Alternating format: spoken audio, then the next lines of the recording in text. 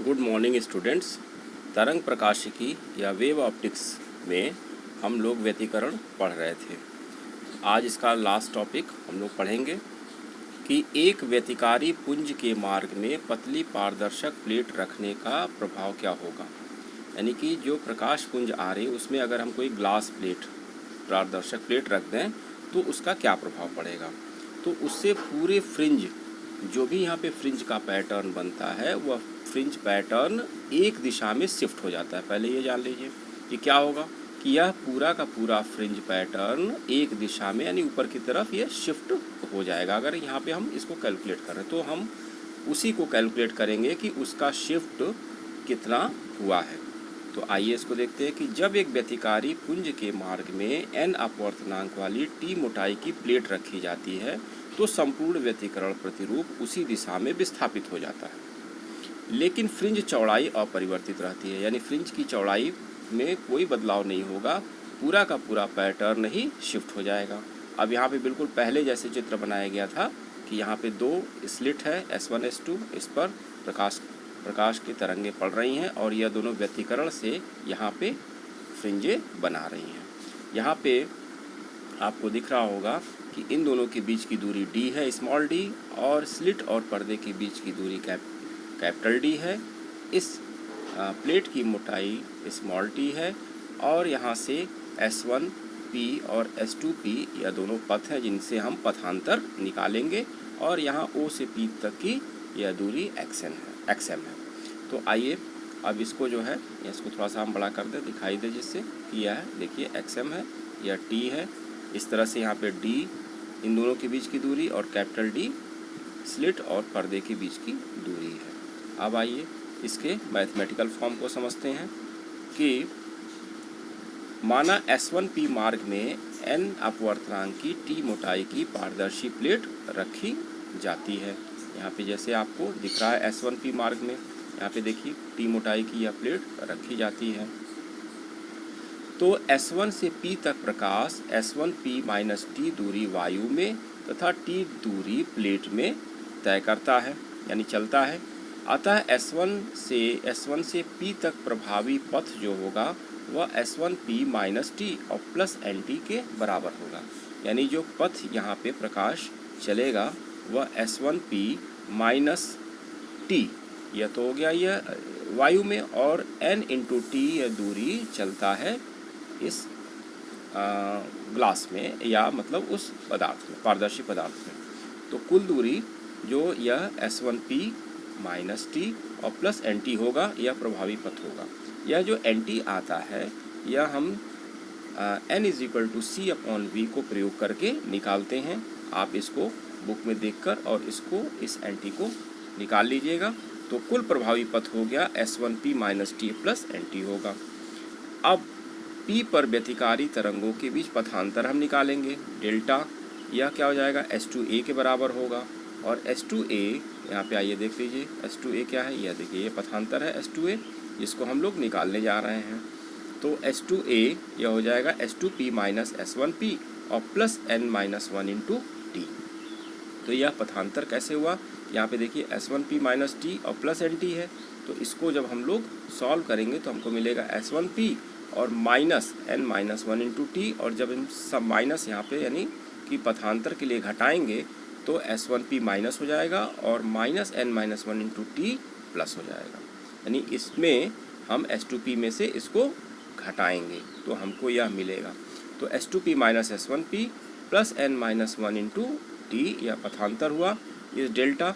अब यहाँ पे चूँकि S2P माइनस S1P यहाँ पे देखिए लिखा गया है S2P माइनस S1P यह dXm/d के बराबर होता है, पहले भी हम लोग कर चुके हैं इसको।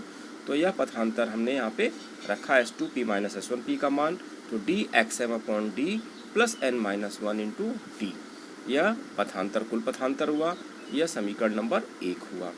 इस स्थिति में P पर एमवी दीप्त फ्रिंज बनने के लिए पथांतर m लैम्डा होना चाहिए। अब एमवी दीप्त फ्रिंज अगर बन रही है P पर तो पथांतर m लैम्डा होना चाहिए। तो इसको हम लोग m लैम्डा के बराबर करेंगे। तो dXm/d plus N minus 1 into T equal to m lambda. अब सॉल्व करेंगे तो x m is equal to हो जाएगा m lambda minus n minus one into t, और डी अपॉन डी ये हमारा कॉमन हो गया इस तरह से, तो बाहर की तरफ हो जाएगा। अब चूंकि प्लेट की अनुपस्थिति, यह समीकरण नंबर 2 हो गया। प्लेट की अनुपस्थिति यानी अगर प्लेट नहीं होता तो थिकनेस 0 होती, यानी टी इक्वल टू 0 में एमवी दीप्त फ्रिंज कितनी बनती, जो पहले की स्थिति हम लोग इसके पूर्व स्थिति में हम लोग निकाल चुके हैं। पहले वाले वीडियो में यह चीज़ निकाला गया है कि एमवी दीप्त फ्रिंज की स्थिति एक्स एम डैश मान लिया है, तो यह m lambda d upon d होगा। तो अब यह स्थिति जब प्लेट नहीं है, यह स्थिति जब प्लेट लगा दिया गया है, तो दोनों में शिफ्ट कितना हुआ इसको निकालने के लिए हम क्या करेंगे कि इनका अंतर निकालेंगे।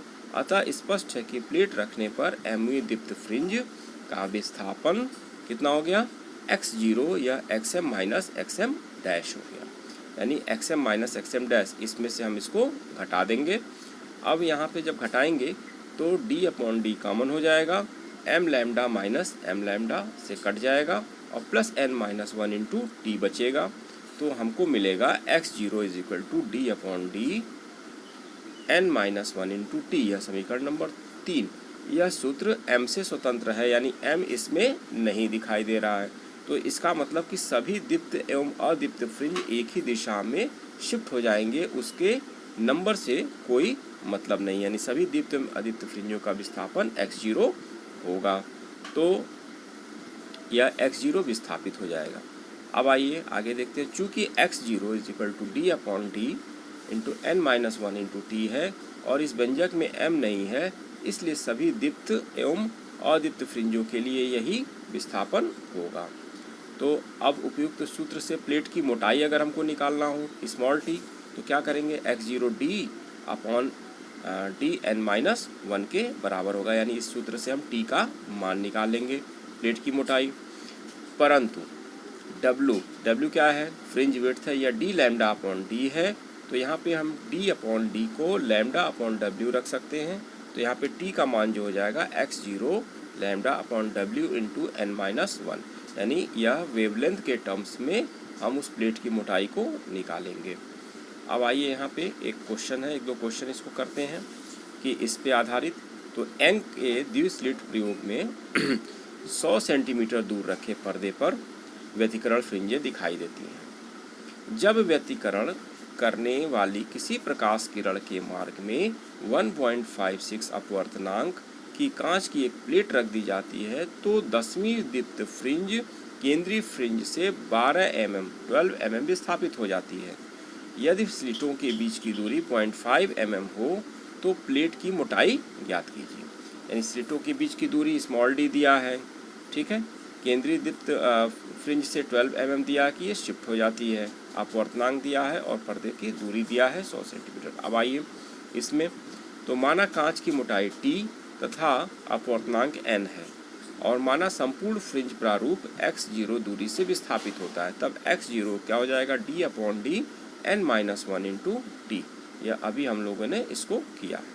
अब यहाँ पे x0 क्या दिया है, 12 सेंटीमीटर है, तो 12 into 10 to the power minus 3 metre हो जाएगा। d यह 0.5 है, तो 0.5 into 10 to the power minus 3 metre, यह भी हो गया, 0.5 mm को बदल लिया।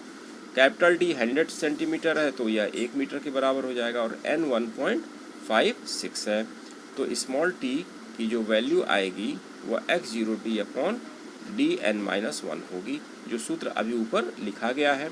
इसमें मान रखेंगे तो x0 का मान 12 into 10 to the power minus 3 into 0.5 into 10 to the power minus 3 upon 100 into 10 to the power minus 2, यह हो गया 1 मीटर, और 1.56 माइनस 1 n माइनस 1 का मान, तो यह आप देखिए 12 इंटू 0.5 यह 6 हो जाएगा, और यहाँ पे 100 इंटू 10 टू पावर माइनस 1 हो गया, 1.56 से 1 घटाया गया तो 0.56 हो गया, तो ये हो गया 10.7 into 10 to the power minus 6 metre.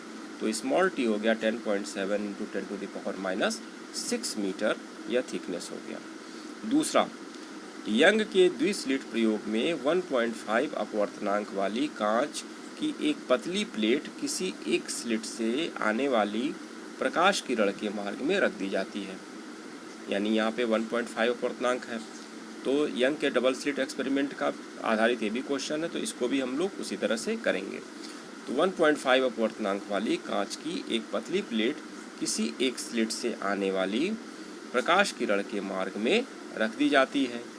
केंद्रीय दीप्त फ्रिंज हटकर चौथी दीप्त फ्रिंज की स्थिति में पहुंच जाती है। तो केंद्रीय कहाँ पहुंच गई? चौथी दीप्त फ्रिंज में, दीप्त फ्रिंज की स्थिति में।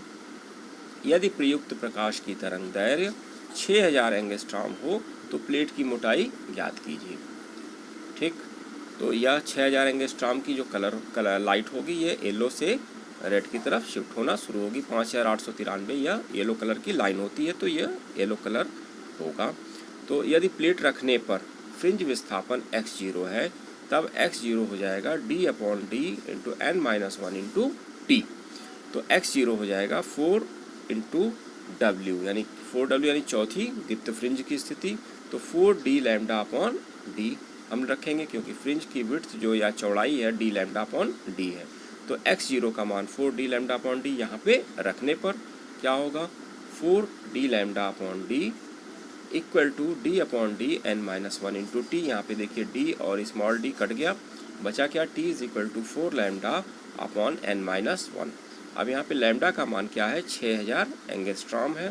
तो 6000 एंगस्ट्रॉम को हम मीटर में बदलेंगे, तो 6000 गुणे 10 की पावर -10 अपॉन 1.5 -1, तो कितना हो जाएगा? यह 24000 गुणे 10 के पावर -10 अपॉन 0.5, यह 48000 एंगस्ट्रॉम होगा। इसको हम मीटर में बदलेंगे तो इंटू 10 टू द पावर -10 करेंगे। यहाँ पे देखिए 1 2 3 4 स्थान पीछे ले गए तो 10 टू द पावर -6 हो गया, या थिकनेस इसकी 4.8 into 10 to the power -6 metre हो गया। इसको हम 4.8 माइक्रोमीटर भी लिख सकते हैं। तो इस तरह से यह दो क्वेश्चन और यह कोई पारदर्शी प्लेट रखने पर फ्रिंज कितनी शिफ्ट हो जाती हैं उसको हम लोगों ने आज किया। तो यह सूत्र आपको याद होने चाहिए और इस पे आधारित कुछ क्वेश्चन आप कर लेंगे। यह सूत्र बहुत ही इम्पोर्टेंट है। तो इस तरह से यह हम लोगों का व्यतिकरण का चैप्टर ख़त्म हुआ। अब हम लोग नेक्स्ट टर्न पे विवर्तन या डिफ्रैक्शन पढ़ेंगे। इसको एक बार आप लोग पढ़ लीजिएगा, कॉपी में नोट कर लीजिएगा, इस पे आधारित क्वेश्चन कर लीजिएगा। तो आज के लिए इतना ही, धन्यवाद।